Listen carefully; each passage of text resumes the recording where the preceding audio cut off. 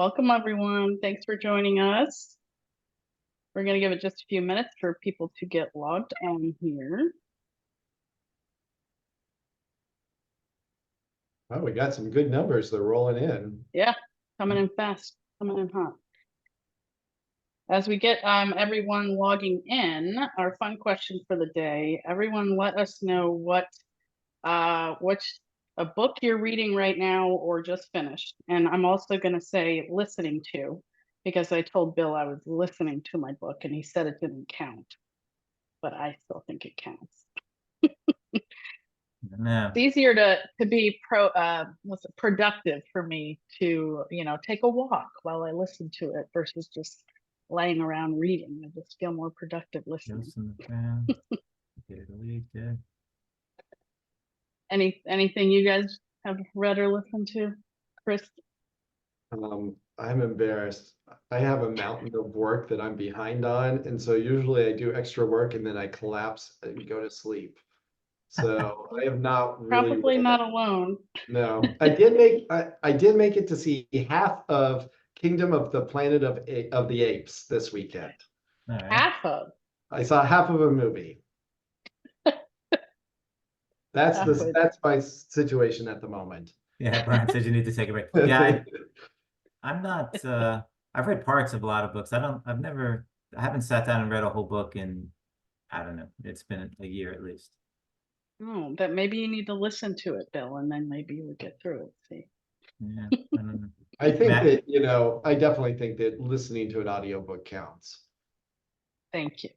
Appreciate that. All right, I'm in the minority there. Yeah. You're old school. You gotta get with the times. I know. Good afternoon from Wisconsin. Same to you. All right. All right, let's get started. Thanks again for joining, everyone. My name is Katrina McAfee. I'm the Director of Growth Marketing for Association Analytics, and you are here today for our Analytics in Action webinar series. We are on the 5th session of our 6-part series, Navigating the Member Journey with Data. So we're happy to have you here today for using your data to move away from one-size-fits-all renewal campaigns. That's a mouthful, but it will be packed with lots of good stuff. Your hosts today are Bill Conforti. He is our SVP of Strategy and Solutions here at Association Analytics. So he works closely with our product and dev teams to create and deliver our analytics platform Acumen to associations to help you find insights and then take action on those insights.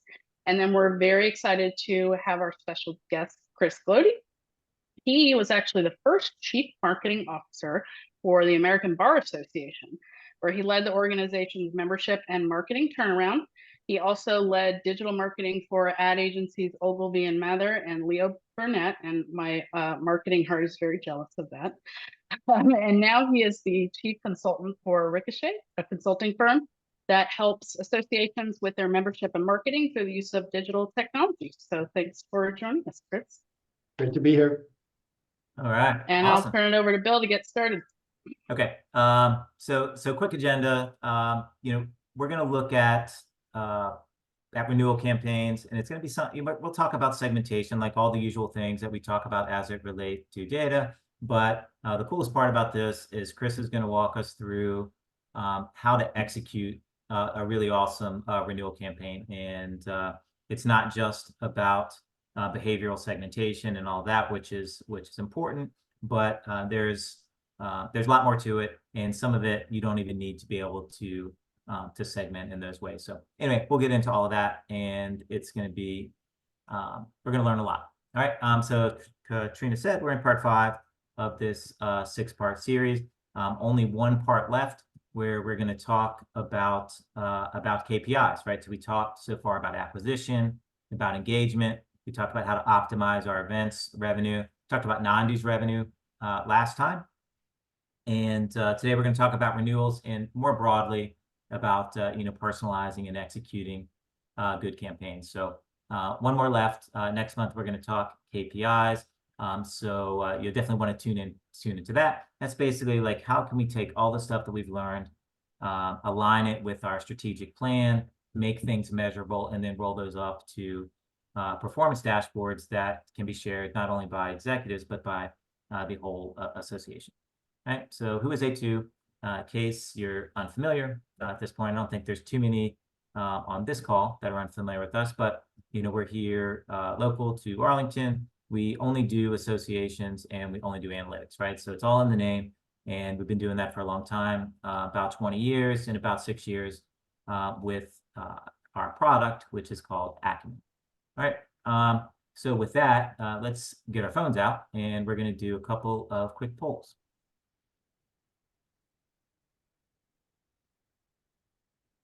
First poll question: why don't your members renew? All right. So this one is ranking, right? So you can just take those and rank those according to how important they are, right? Is it because of price? Is it relevance? They forgot? Did you lose out to some competition? They retired, they left the industry, or is it other stuff?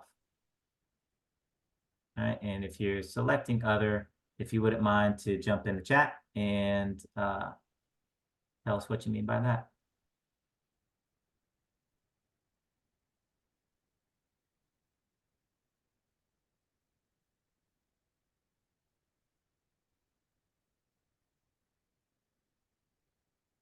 Okay. This one is, usually we do multiple choice, so this one is ranking, so we'll give people an extra minute or so. We're still below the participation rate that I'd like to see on this. I'm going to give you another minute, but Chris, what do you think? Any surprises? Seeing prices kind of leading the pack there.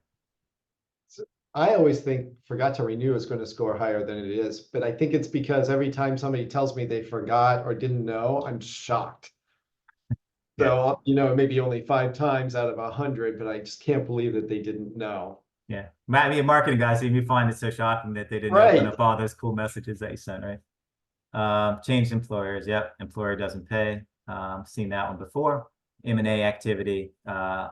Okay. Cool. Yeah. So those are all things that we see under other. All right. I'm going to go ahead and go to the next question, and this might need a little bit of explaining, right? This is a multiple choice, and this is, what is your primary method for segmenting your renewal campaigns, right? So for a lot of us, what I hear is, well, we don't really segment. We have one renewal campaign and it goes to everyone. There's member type, there's engagement behaviors. For that one, the most common is, hey, did they attend the event or did they not? We have this cool product that we sell. Did they buy that or did they not? Did they use our consulting services, that kind of stuff? Tenure, sadly, I don't see that one used very often, although that is, I believe, according to our predictive models, the #1 predictor of whether or not you're going to renew. So that should be near the top of the list for most of us, but that'll be the subject for another webinar. I think almost everybody's segmenting on engagement behavior, but Bill, let me see if you buy this explanation. The engagement is they paid or they didn't pay. And so I think, now you're not buying that story. I think it's compelling. I don't send to you if you've paid. That's a segmentation. I have seen that used in when we do engagement modeling and that sort of thing for trade associations. And it wasn't quite as simple as paid or not paid, but what they would do is they would give engagement points for paying on time. Like if you renewed prior to expiration, then that kind of bumped up your engagement score. And it was if you didn't pay on time, that was, they considered that an at-risk behavior. So they would kind of dock your engagement points. Okay. So anyway, so yes, member type, 62%, that is awesome. Spoiler alert, that's member type is a great proxy for some of the other things below it, which we'll talk about later. So if you are doing that, you are way ahead of the game. So I am surprised personally that there weren't any others on here, although it's, not a lot of them were jumping to my head, to be honest about it. Tenure, again, keep that one in the back of your mind. That's one that you probably should take a look at, right? If you do a predictive model, and you look at the probability to renew, most of the time, #1 predictor of whether I'm going to renew this year is how many times before this year I've previously renewed, right? So tenure is a big one, you know, for segmenting those campaigns. All right. That being said, I want to just talk through some of the how does this normally play out, right? So there's the reasoning, right? Why members don't renew, what gets reported, well, they left the industry or they retired. I would kind of add to this maybe some of the M&A, like they, you know, the companies merge or things like that. So that those kind of things can kind of be lumped together. Next one is, oh, they forgot to renew, right? And we'll talk a lot about that. Chris is going to, I mean, he's so shocked that this happens because, and you'll see why, because the campaign's really amazing, and you would be hard pressed to forget under being the recipient of a campaign like that. So we're going to really hone in on this, and if this is a big problem for you, you're in the right place, and I think you'll leave today with some strategies to kind of mitigate those risks. And the third one, in my estimation, is the biggest one. And there's kind of a lot of things that roll up under this, and you've heard me talk about this before, and that is a lack of value clarity. And when I say, I use the term value clarity, you know, as opposed to just value, deliberately, you know, because there's two parts. One is, do you provide enough value? And the second one is, have you communicated that effectively? So we're going to kind of hit on both of those today. So it's the value plus the communication that gives you the clarity, right? So if you think about your reasons and you were ranking those reasons why members don't renew, if you said price, I mean, maybe during the height of the pandemic, I could buy that. I think price is really value, right? It's not how much they pay, it's whether they feel like they're getting a good value for that amount of money. If you said relevance, right? You haven't updated your products and services. That's really another way of saying you're not delivering the value, or your value is not unique enough, right? And that can bring in not just relevance, but also competition. So one of the things that associations still continue to have, as opposed to any other type of organization, right, is that shared interest, right? You have this kind of homogenous group, or homogenous in the sense that they have at least, you know, a couple of core things in common, and you can really capitalize on that to deliver that unique value. Now, on the other side are things related to communication, and the biggest one is we forgot, or some variation of we didn't receive the notice, right? And think about it, there's a big overlap between that and the value, because if I see a lot of value, I'm dialed in, I'm engaged, I'm a loyal member, the chances that I didn't open your email are pretty small, right? And so if I'm not receiving your emails, it's because you don't have my correct address, or maybe I've opted out, or more likely, I've been conditioned over time to tune out your emails, right? Because you sent me too many, or they weren't relevant, or something like that.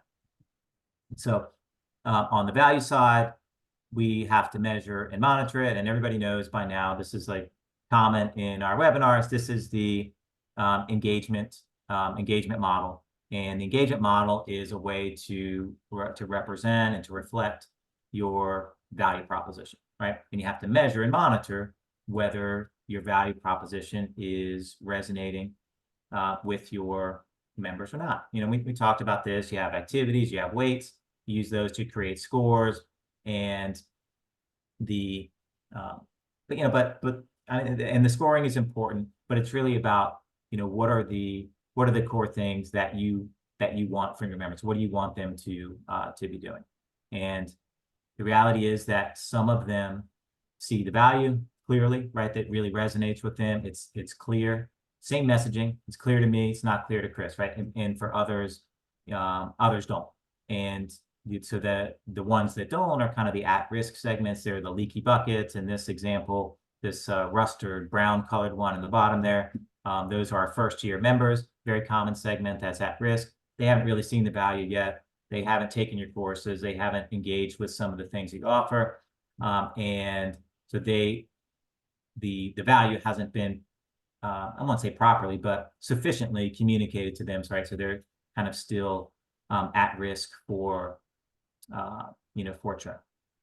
Okay, so last thing to wrap up the data part. All right, I mean, it's all data, but I want to get into some of the execution here. Is, we like to break things down into three. So if you think about how all the data you have is going to be helpful and really inform how you develop and execute your renewal campaigns.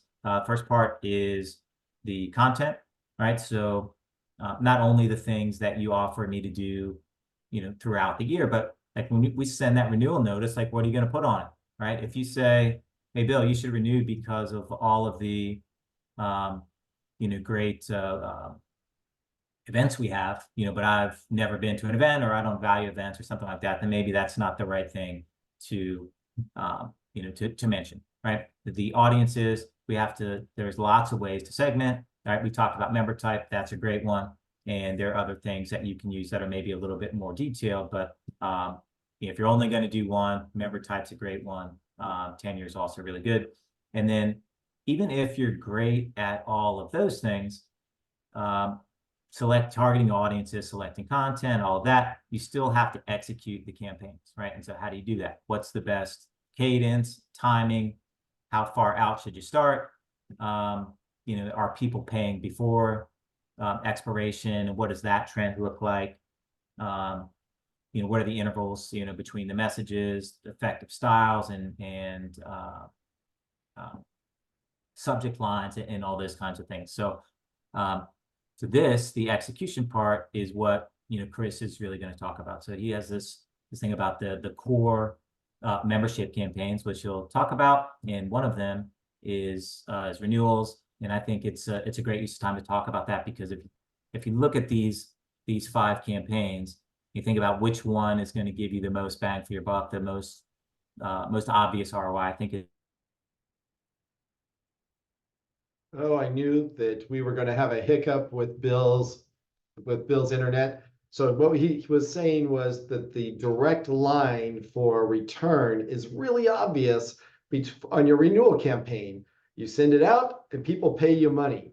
It's a little bit more wonky with your engagement campaign. It's not as clean and connected. And Bill's back now. Bill, I just made your point about ROI. I could read your mind. I knew what you were going to say. I was. Sorry. This has been happening for the last week or so. So apologize in advance if you lose me for a second or two. All right, I appreciate it. All right. So why don't I talk a little bit about those 5 membership campaigns? This is my worldview on membership and our campaigns. Like Katrina explained at the beginning, I'm the past chief marketing officer of the American Bar Association. It's an enormous organization, 400,000 members. And it was voluntary, so we had to acquire new members, and I had to invoice them, I had to retain them, and I had to win them back. In the end, this is how I broke out our campaigns into these 5 categories: acquisition for new members, new member welcome, which is about orienting the new members to the benefits, member engagement, which is kind of a different flavor of member welcome. It's for people that have already been members for a year, just engaging them with the benefits throughout the year, with the idea that, like Bill explained, the higher engagement you have, the more likelihood you have for renewal. Then we do the renewal campaign, and finally win back for people that didn't renew. We give them a little bit of time, and then we go back after them again. The member renewal is especially interesting because a lot of associations have the renewal responsibilities with the finance department. I'm a big advocate for renewal being managed out of membership, because I think it is primarily a communications challenge, and you need to talk about the right messages to the right people at the right time. We're going to talk a little bit about that next. Hey, Chris, I'm going to just interrupt real quick. Yeah, there's Kate has an interesting question. She says, with member engagement, curious how you also segment those. Is it the same as renewal, or is there additional segmentation there? I think it depends on your business. So I think it's minimally about member type, and then you can take it up from there. So it could be, I might do member type segmentation, and also people that have not renewed at all. I might talk to them differently and on a different cadence than people that have been engaging already. Yeah, so, I was just say I would add a couple things to that, possibly, right? These are not necessary by any means, but if you are doing engagement scoring, then that's one of the things that we see pretty often, is that you can use the engagement score as a filter and you can segment your list based on high or low engagement, right? So that is pretty common. And if you don't have fully fledged scoring, then I would keep it very simple. So I think member type is an excellent proxy for other things. But if you wanted to do, if there's really just one or maybe two at the maximum other key engagement areas, right? Like if your annual conference is really the thing, right? It's even more important than membership in some cases, then you might segment based on that, right? We only want to send this message to conference attendees or non-conference attendees, but you know, I wouldn't necessarily go far beyond that unless you're just using a whole engagement score as a substitute for that. So really quick, Chris, I don't want to get too far off on a tangent, but you did with us a webinar last year, and it was about member acquisition, and it was about nurturing, and I think we compared it to dating or courtship or something like that. Yeah, but can you just sort of talk about how renewals and new member acquisition are similar in that regard? Yeah, similar and different. So what I said when we chatted last year was you're trying to build a rapport with somebody. You're nurturing a new member lead before you actually go in and ask for the membership, ask them to join your organization. It's just like dating. You don't show up in a bar, sit down and say, let's get married. What do you say? You have to go through a little process to kind of get to know each other, explain what it is all about, and it doesn't happen in one email. Member renewal, I do think that's acquisition. Member renewal, that's pretty different. Renewal is we already know each other. There is a step to take to continue this relationship. You should be confident now about why you need to continue it. And here I'm going to remind you of the key reasons. We're going to explain that in a minute, and then let's move forward. And you're going to see that also where it was really nice and warm and fuzzy last year with acquisition. With renewal, I get kind of down dirty and like, this is the story, do it now. At the end, it's like, no nonsense, renew. Awesome. So we're going to see some examples today. All right. Oh, and Katrina just shared the link to last year's webinar. Thanks a lot, Katrina. All right. So we're going to do a deep dive into member renewal. I'm going to be watching the chat there so people can put questions in. Bill's going to be interrupting me. All campaigns have unique challenges and unique ways to overcome those challenges. The renewal campaign very specifically is about due statements for members and collecting the money. And again, I think it's membership that's in charge of this. And here we go. Some of our unique obstacles for this particular campaign, for this of the 5 for the campaigns and membership, the obstacles that we face in renewals are people forget that they are members. Bill, I told you I was kind of surprised that that comes up. It's hard for me to accept, but they do forget. And it scored okay on the reasons people weren't renewing in that poll you gave. They're not reading our emails, and they've unsubscribed from our emails, and we can't even send them an invoice. So we're going to talk about how we overcome these unique obstacles before we even get into the segments. So we overcome them by... Well, just to be clear, when I said people forget, I meant they just forget to renew. I didn't mean they forget that they're even members. I don't know if they're the same thing or not, but yeah, I think it's probably different flavors of the same thing. They forget to renew. They forget their membership status. yeah, They haven't engaged with us for 6 months, and so they've forgotten that they were members. And suddenly we're back in front of them asking for more money. All right, Carolyn agrees. She said they definitely forget. All right. Yeah, I've been on the phone with people that had no idea. This also happens a lot for especially trade organizations. You talk to different individuals, they had no idea. All right, so I think that there's a bigger philosophical challenge. If you have members that are forgetting that they're members, lots of the time the challenge is you're giving them the same information as non-members that you were as members. So I encourage going back to the drawing board at least every year, taking a look at what's locked down for members and what's publicly available for non-members. And we're not going to dwell too much on that in today's discussion. That could be a whole nother hour, but that's something to think about every year. So Chris, the Bill's going to drill down on it. Well, yeah, just really quick. So we've talked about this a little bit before, like the idea of the autopilot, right? And some people have mentioned like the company pays or they're on auto renew, or but for whatever reason they don't engage very much, and you would consider them at risk, except they've renewed multiple times, and so it's kind of like the sleeping dogs theory, right? So do you advocate trying to re-engage them like actively, or is there some segment that you might just sort of let them lie, so to speak, right? Not. So this is a hotly debated area in membership strategy, but I am in the camp that says don't poke the bear. So if I have a member that has renewed many years in a row and has not engaged with the organization, with our benefits, let it go. We have a good path. And Bill, I know we've talked before, there's a lot of different generational mentalities around membership. And certainly some of the older generations think of it more as their membership's almost like a donation. They're doing this just to support their industry, to support the profession. And so they don't want to and will not be engaging in the benefits. In fact, these are some of our most profitable members. So I'm okay letting them roll. All right. Kate loves mailbox member. I like that term. Yes, that's what we call them too, mailbox members. All right. All right. Members unsubscribe from our emails, and this is often because we have over emailed them, we have sent too much, and we've trained them to ignore what we send.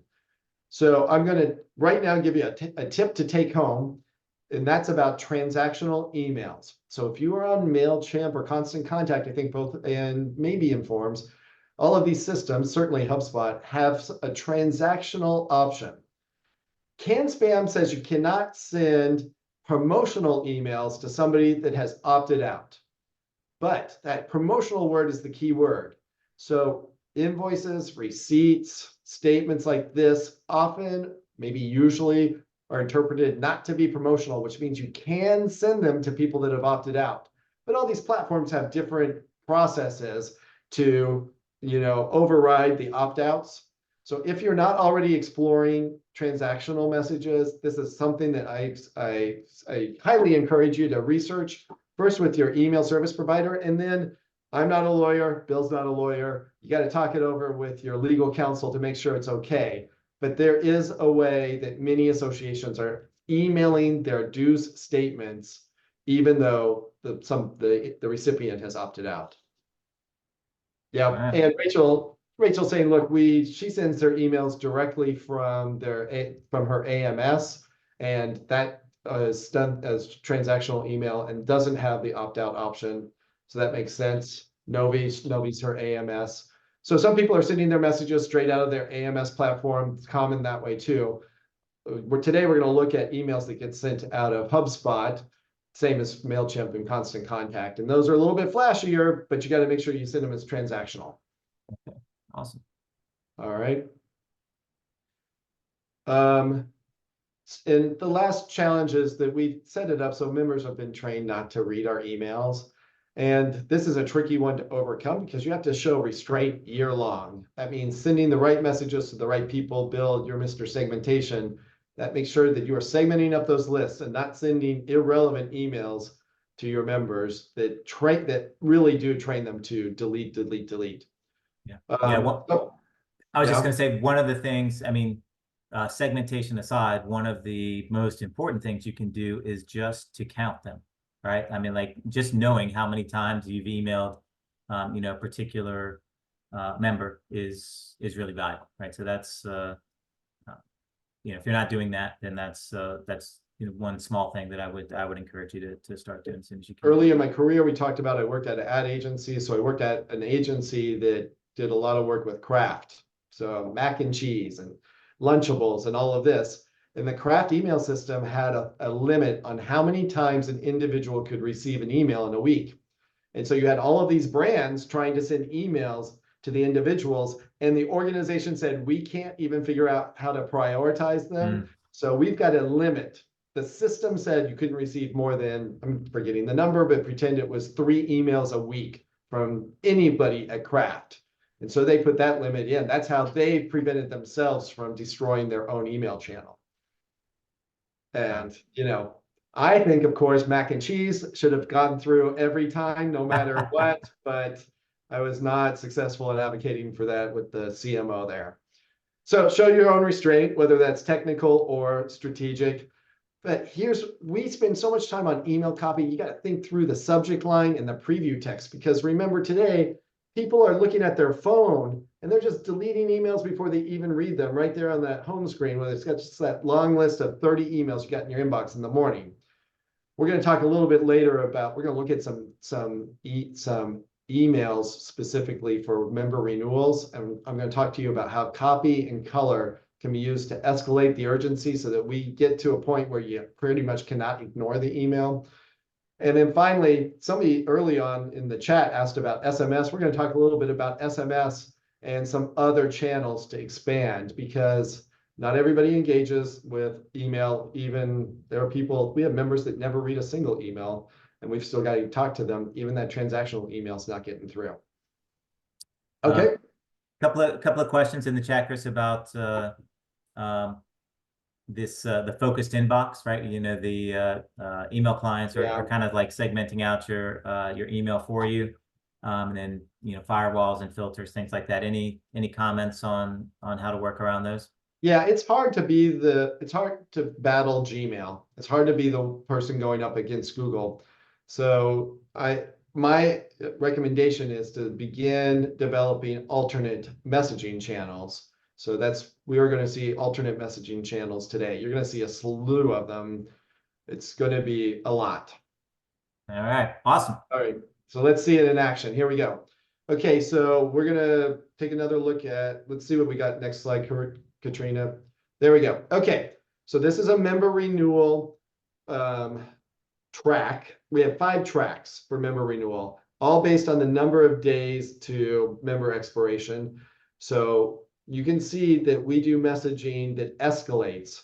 Track 1's 90 days out from renewal. It's nice and friendly and green. Thank you for your membership. Renew today. It's just a smidge more urgent. 60 days out, please renew your membership. Renew now. Then 30 days out, we change to a red, and it's a light red, but we say your membership expires soon. Renew immediately. Then they make it past their renewal date, and they're in kind of the grace period that most of us offer. Talking about don't lose your benefits. We're moving from like a plea to fear-based messaging. And then final notice, this is where I just give up on everything. It's all red, big letters. And if you see, you're not going to see it today, but the copy for the email for final notice, it's not very pleasant. It basically says it's over. You got to renew now, renew now, renew now. You've missed it. If you don't renew now, renew now. So final notice. There you go. And Allison just said something that I also get complaints about. They say it's mean. It is mean and direct. That's right. And I just look them in the eye and say, yes. When I was the CMO at the American Bar, we would send out final notice messages to lots of lawyers, and we would get a handful of complaints that said, we're sending letters and it makes it look like they're not paying their bill. And I said, yeah, they're not paying their bill. That's exactly what it is. And you also have to remember, in our case, I'd have 10 complaints, but I had, you know, a letter went out to 30,000 members. So it's a small voice. You know, some of marketing is acknowledging you're not going to be able to please everybody. So you got to drive the dues payments. All right, Katrina. So you can see how this escalation works, but we're going to see it in action.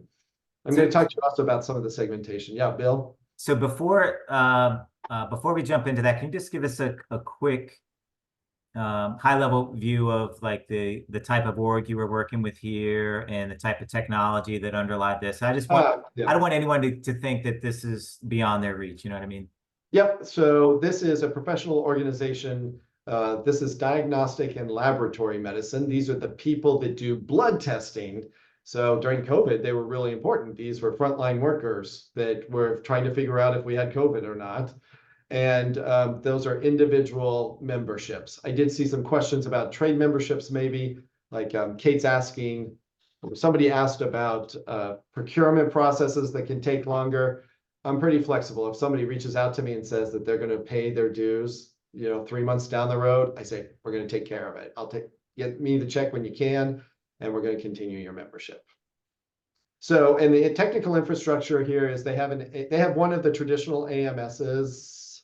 I'm not going to reveal it. I do remember it, but I'm not going to reveal it online or in the webinar today. It's a traditional AMS that's been around for decades, and they bolted on top of it HubSpot, but you can use Informs, Constant Contact, MailChimp for all of this. We're going to see lots of options here, and I also want you to realize this didn't all happen overnight. So, Bill, this is a lot to take in, and my perspective on renewal campaigns is just try to make a few steps forward every year. So, incrementally improve. All right, cool. So we're going to look at the middle campaign. This is 30 days out from your end date, but you still would have 60 days of grace period after that. So this is a landing page. Bill, I know I've showed you this landing page before, and I said that this is probably the most advanced landing page I've ever done. So this landing page personalizes in one way and segments in two different ways. So it personalizes with their name. When somebody clicks on the email, it comes here with their name. Felt that was important to make sure that they understood this was specifically their state of renewal, and also to give them a sense that the content was personalized to them. It's really segmented. So their name's on there. And then the two ways that we are segmenting are by their track in the renewal process. So they're on track 3, which means this dynamically updates the colors of the page. So they're in the light red track. And then finally, we are segmenting with their member type. And that plays out very specifically in those 3 icons: industry-leading publications, substantial registration discounts, and education resources. So those 3 benefits are different depending on your member type. So, Bill, it's a few steps forward from no level of personalization, and maybe a couple steps back from figuring out really what are the top 3 benefits for dentists in particular. But it's like I said, every year a little bit better. And so this was the improvement for this year. Yeah, this is awesome. This is what I meant earlier when I said that the member type can be a proxy for some of those other things, right? Because now you're just looking at, hey, these are the top 3, not for dentists, but just for all the other people that have the same member type as dentists. Yep. Okay, so now we're going to show you some crazy stuff. I told you it's so important to use multiple segments, multiple channels, and diversify out of just emails. You saw the landing page. Here, that bottom right box, that's a pop-up that appears on their website. So this is some decently advanced technology. It's done through HubSpot. We cookie our members when they come to the website. We know who they are over time. And so now when somebody comes to our website, we know with confidence that that's Dennis, and we can pop up.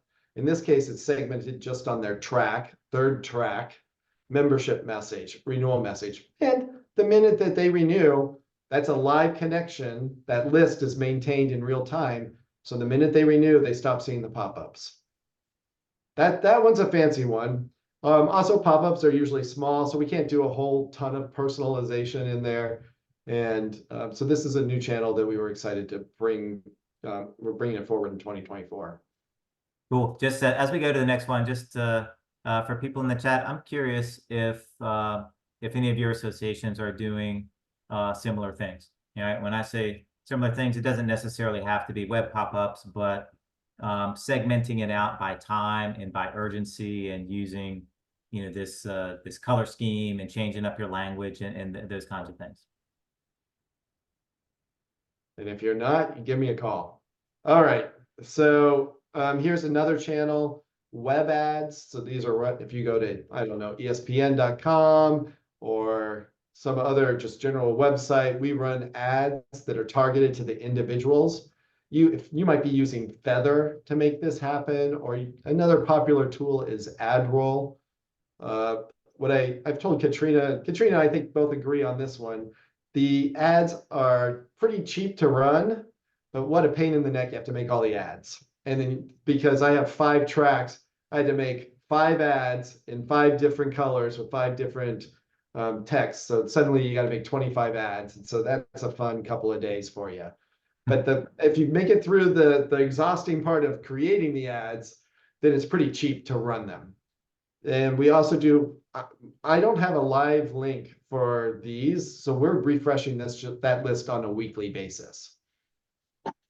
And Kate's asking if this is paid digital ads. They are paid web ads, and they are list uploads, and they are on third-party sites. So that's again through AdRoll is what we're using in this case, but you may be doing that also with Feathers, a popular tool in the space. And Malia says that they changed the messaging, but not the color. I actually think the most important thing is changing the color, because people, you get like a quarter of a second to catch their eye. And so I think that the color is even more important than the messaging, especially in these like flash channels, online ads, social ads, etc. And here you see that in addition to web ads, we are doing paid social ads, Meta and LinkedIn. The cheapest ads are always the web ads through AdRoll, but you get lower clicks. It's more like an awareness. You get more clicks when you're doing advertising, paid advertising on Facebook and LinkedIn. And Chris, can you describe, I think you did already, but just reiterate, like, how do I, if I'm a member, like, how do I get targeted to receive an ad like this? Yep. So I know it's a little overwhelming for people that are just getting into the space, but after you've done it, for a few months, you'll have the hang of it.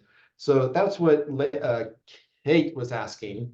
We upload a list into Meta, or upload a list of our contacts that haven't been paid into LinkedIn. We actually upload 5 lists. Category 1, track 2, track 3, track 4, track 5. And then we run the ads against those lists.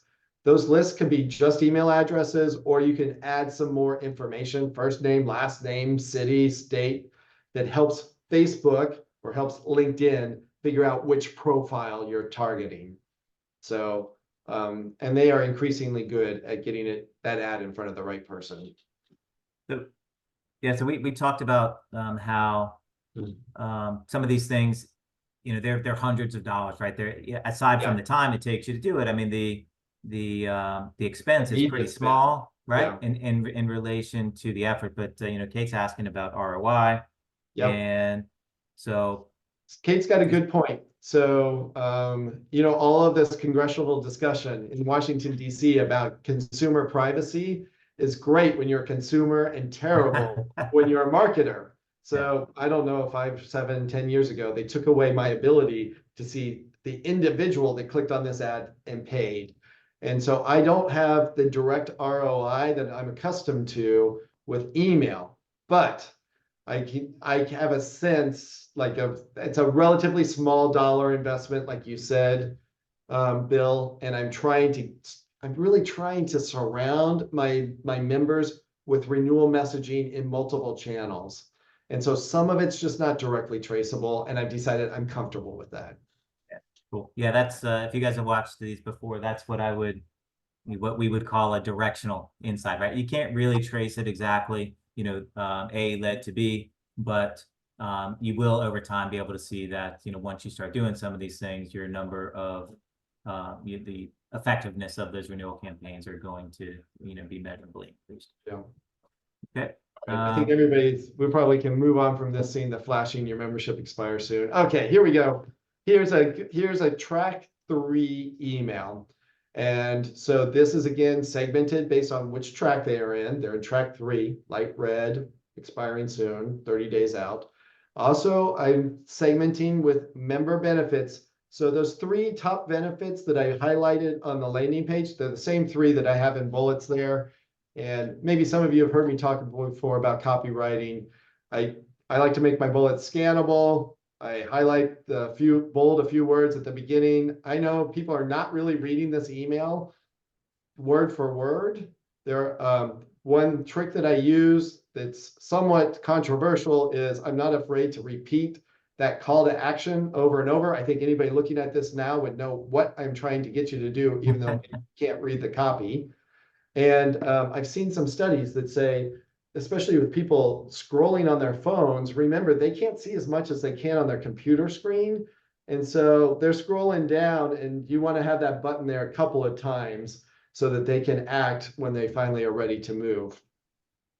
Awesome. Two other tips that you might take home from this are, after that final renew immediately button, I say, I'm okay if you want to call in and pay. So I give you some options on paying in other ways other than online. I include the phone number you can call and the hours that we are staffing that number. So you can pay me by calling my service center. Or maybe you want a paper invoice. That's okay. Just send an email to that address that's there, and we'll get you a paper invoice right away.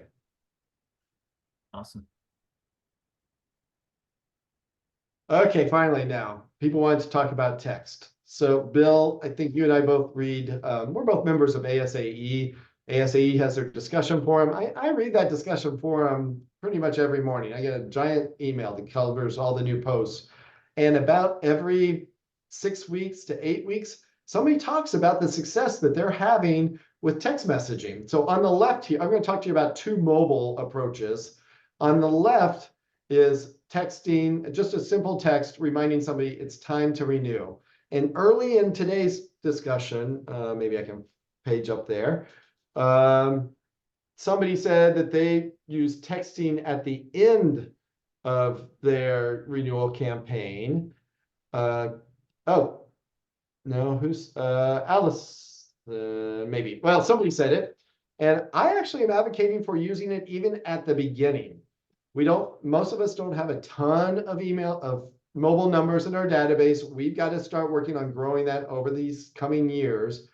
But increasingly, especially for early career members, this is their preferred channel, and they will click on that link and they will complete with their thumbs the renewal process. It's not my preferred channel, but it is definitely, for somebody that's a mobile native generation, their preferred channel. And I did tell Bill a funny story. I was talking to a friend of mine, she's 29, and she told me she takes her phone with her in the shower and she reads TikTok in the shower, looks at TikTok in the shower.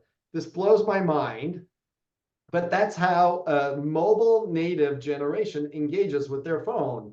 And so we need to be thinking in this way and doing renewal invoicing in this way. Does anybody want to tell me that they also take their phone with them to look at, to entertain themselves in the shower? This was a big dinner conversation 2 weeks ago for me, and a big aha moment. Yeah, so I have a couple of other things. So if you, Okay. I mean, the first priority to anyone that admits to taking their phone in the shower, for sure. But I did want to ask, just informal poll in the chat. How many of you work for associations that collect mobile phone numbers? All right, and just if you do, just kind of guesstimate like the percent of completeness, right? If you have 10,000 members, what percentage of those do you have the mobile numbers for? Just curious. We did a webinar a few months back, and it was like 3 things you can do to make the biggest impact, and start collecting mobile numbers was one of the things, because so many of the new ways to engage members kind of rely on that. We ask, but we mostly get business numbers. Okay. Yeah. Mobile numbers never change either, right? I mean, we have all of this, not just staying in touch with people and stuff like this, but they move companies, or there's M&A, which people have talked about. There's parent-child relationships with the companies. All that make it difficult to track, where I'm working for, this month versus last month. And mobile number is a great way to do that. So if anyone, I've had my same mobile number since 1996. If anyone can beat that, I'd love to hear that in the chat.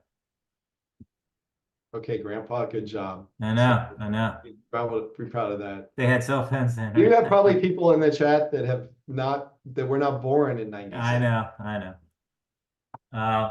Okay. And then what about voicemails?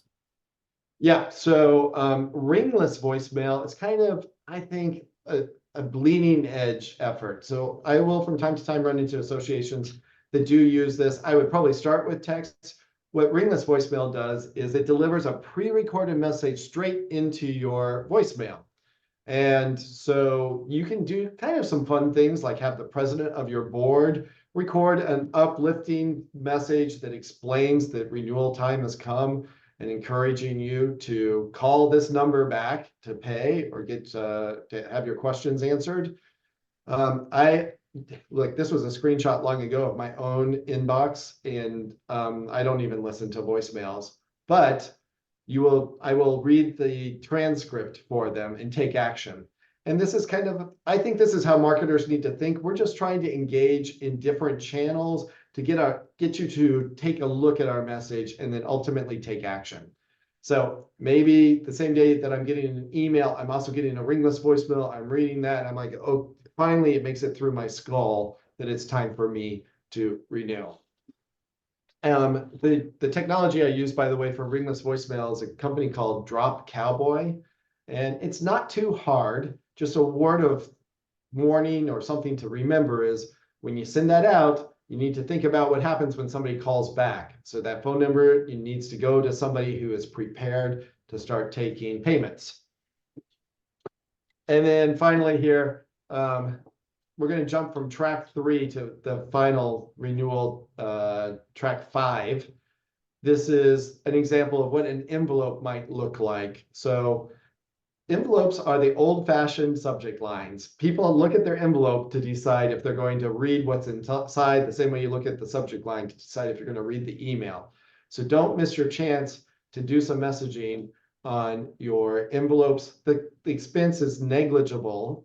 It's just a little bit of labor, but it's really cheap on the printing side. When you're sending out dues renewals, it's really your expenses in that stamp. So it's the delivery charge that gets you, that adds up. So don't be afraid to explore doing some renewal envelope design. Yeah, and something Natalie just mentioned postcards, and we've had success with postcards. Kind of depends on your industry.